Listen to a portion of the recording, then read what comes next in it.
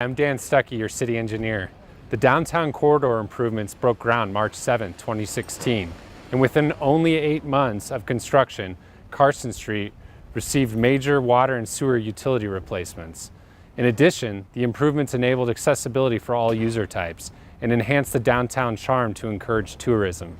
The downtown corridor improvements will extend to Curry Street from Musser Street to Robinson Street, as well as beautification improvements for 5 east-west downtown streets between Carson Street and Curry Street.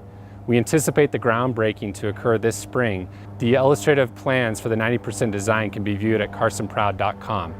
If you are interested in receiving updates on Curry Street, construction, and related public meetings, please subscribe to our notifications at carsonproud.com. The Curry Street construction meeting will be on March 22nd at 6 p.m. in the Carson City Sheriff's Office, Ormsby Room. This meeting welcomes residents and business owners and will include a presentation of the design, construction timeline, and address all questions or concerns. If you cannot attend this meeting, you may be able to watch it the following day on the Carson Proud website and submit questions or concerns through the website. I look forward to breaking ground on Curry Street and hope to meet you at our upcoming construction meeting.